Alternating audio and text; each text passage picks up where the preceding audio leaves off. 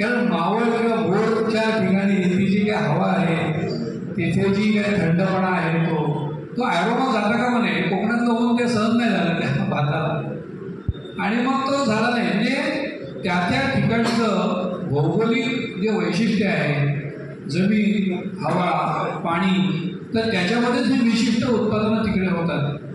आणि मग त्याच्यापासून तयार झालेले हे जी काही आपण म्हणून जरा रॉ मटेरियल आहे, त्या तांदूळ असेल, गहू असेल, ज्वारी, बाजरी, आंबे. जसं देवगडचा हापूस आंबा जर का एकदा आपण खाल्ला तर तुम्ही कुठल्याही दुसऱ्या जगातला आंबा तुम्हाला आवडणार नाही. कारण देवगड हापूस म्हणजे अगदी ते खारी हवा त्याला, आणि देवगडची जी जमीन आहे त्याच्यातला त्याचा जो ॲरोमा आहे देवगडच्या हापूसचा, तो जगात अद्वितीय आहे. आणि ते हिंगमेरे सरांनी असं काम केलं की असं ज्या ज्या ठिकाणी भारत सरकारने जसं पेटंट आहे, जसं आपण त्याचे वेगवेगळे पेटंट घेता येतं की जर काय एखादी अद्वितीय गोष्ट असेल, तसं जॉग्राफिकल इंडेक्स म्हणजे त्यांनी देवगडच्या परिसरामध्ये ही जी काही हवामान आणि जी जमीन आहे त्या ठिकाणी त्यांना त्याचं रजिस्ट्रेशन करताना त्यांनी सांगितलं की देवगडला आता हा देवगडचा हापूस दुसरं कोणी नाव त्याला म्हणू शकणार नाही, की देवगडवाल्यांनाच त्याचा रेट मिळणार. हे फसवता येणार नाही, हा कधी फसवणूक होणार नाही, आणि देवगडमधल्या लोकांना पण योग्य किंमत त्याची मिळणार. जसं इंद्रायणी तांदूळ मावळमध्ये, आंबेमोहोर तांदूळ आहे आपल्याकडे, किंवा वायगावची हळद आहे, गोलवडचे चिकू आहे, जळगावची केळी आहे, तसं किंवा नारळ आहे, किंवा आपण वेंगुर्ल्याचा काजू आहे 4 नंबरचा, वेंगुर्ला 4, वेंगुर्ला 6, या ज्या काही जाती ज्या आहेत तर ह्या जाती वापरून, जसं आता मी नगरचं कुठलं रे आपली जात शरबती म्हणून ती आहे, साई सरबती नावाचं लिंब वापरून आमचं ते लाईन सॉस आहे रुचियाना, त्याची टॅगलाईन आहे. आता ते बायकोगली मारायचं दुसरी टॅगलाईन आम्ही शोधून काढली की प्रत्येक घास होईल खास.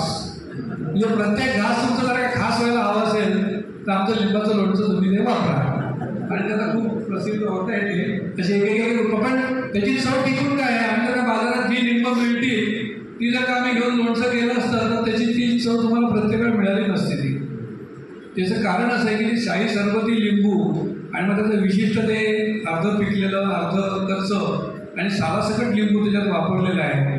म्हणजे जे काही उत्पादन करणारे लोक आहेत तर त्यांनी जर काय GI टॅग, GI त्याला मानांकन मिळालेलं आहे अशा प्रकारची रॉ मटेरियल वापरली तर त्यांची उत्पादनं जगभर विकली जाऊ शकतील.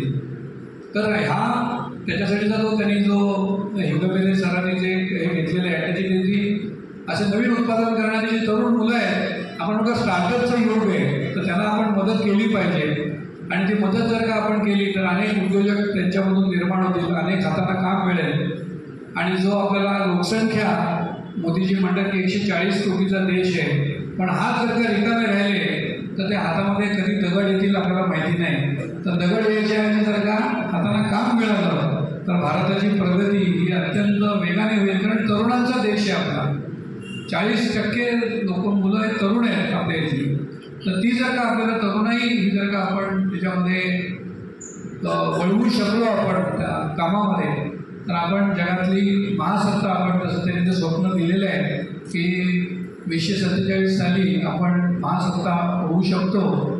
आपण बघतो की संरक्षण ह्याच्यामध्ये सुद्धा खूप चांगल्या आता आपण रशियाकडनं नुसती विमानं घेत नाही किंवा अमेरिकेकडनं, तर आपण टेक्नॉलॉजी घेतो आहे. भूषण सर साक्षीदार आहेत, किंवा पाणबुड्या असतील किंवा रणगाड्या असतील. तर पहिल्यांदा मुळात ती संकल्पनाच माहिती नाही, तर ती आल्यानंतर मग त्याच्यात संशोधन करून आपण अजून त्याच्यामध्ये डेव्हलपमेंट करू शकतो. त्याच्या सगळ्या क्षेत्रांमध्ये आपण पुढे जातो आहे. आणि मला असं वाटतं की सार्वजनिक काकांचं किंवा या देशातले जे नेतृत्व होतं, सावरकर असतील किंवा कोणी, सावरकरांनी पण सांगितलं होतं की लेखण्या ओढा आणि बंदुका धरा, ते जेव्हा साहित्य संमेलनाचे अध्यक्ष होते. आणि बंदुकामध्ये पहिल्यांदा घ्या, मग त्या आपल्या लोकांसमोर करायच्या का इंग्रजांसमोर रोखायच्या हे आपल्याला ठरवता येईल. म्हणजे असे एक प्रचंड कर्तृत्ववान लोक होते. तर आपण जर का आज मेसेज घेतला की स्वदेशी उत्पादन आपण वापरली पाहिजे, जास्तीत जास्त नोकऱ्या आपण दिल्या पाहिजे. आणि दुसरं एक मला असं की पर्यावरणाचं सुद्धा आता खूप एक मोठं संकट दिसतं आहे. तर मला सांगायला आनंद वाटतो की आमची जी काही तळवड्याला आणि दापोलीला जागा आहे, तुम्ही तिकडे मुद्दाम खास या, तिथे पर्यटनाचं सुद्धा आमचे मी रिसॉर्ट केलेलं आहे.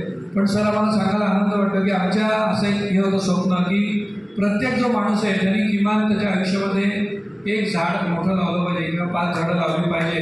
तर आम्ही आता जवळजवळ 15,000 झाडं मोठी मोठी आम्ही लावलेली आहेत. आंबा असेल, जांभूळ असेल, त्याच्यानंतर तुमचे वड, पिंपळ, सगळ्या प्रकारची झाडं. तर जवळजवळ 15,000 झाडं आणि ती वाढवलेली आहे. तुम्ही ती बघायला या. प्रत्येक झाडाला तिथे जे आयुर्वेद गार्डन म्हणून आहे, तर औषधी 550 झाडांची आपण लागवड केलेली आहे. प्रत्येक झाडाला त्याचं बॉटॅनिकल नेम, त्याचा उपयोग काय असा दाखवलेला आम्ही आयुर्वेद गार्डन केलेलं आहे. 10,000 बांबू लावलेले आहेत आम्ही वेगवेगळ्या प्रकारचे, 32 प्रकारचे बांबू लावलेले आहेत.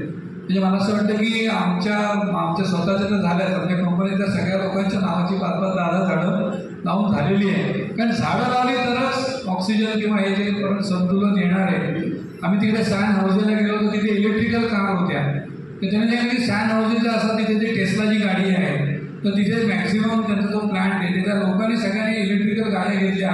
त्यामुळे तिथलं टेम्परेचर 2 डिग्रीनी कमी झालं. असं तिथं संशोधन त्यांनी केलं. आपण जर का झाडं लावली तर शहरामध्ये जागाच नाही आहे, पण आपण जर का आपल्या जे मूळची आपली गावं, आपण कुठून तरी तिकडनं आपण आलेलो आहोत, तर तिथे जाऊन जर का आपण झाडं लावली तर मला असं वाटतं की ते सुद्धा एक आपण पर्यावरणाचं रक्षण केलं का त्याचं पांग फेडलं असं आपल्याला म्हणता येईल. मी पुन्हा एकदा आवर्जून सार्वजनिक काका हा पुरस्कार मला दिला आणि ते चिंतन करून समाजासाठी अजून काय काय आपल्याला करता येईल ती करण्याची तुम्ही प्रेरणा जी दिली ती माझ्या पुढच्या आयुष्यामध्ये मी नक्की ठेवेन. आणि पुन्हा एकदा मी कृतज्ञता व्यक्त करतो आणि माझे 2 शब्द संपवतो. धन्यवाद. जय हिंद, जय महाराष्ट्र.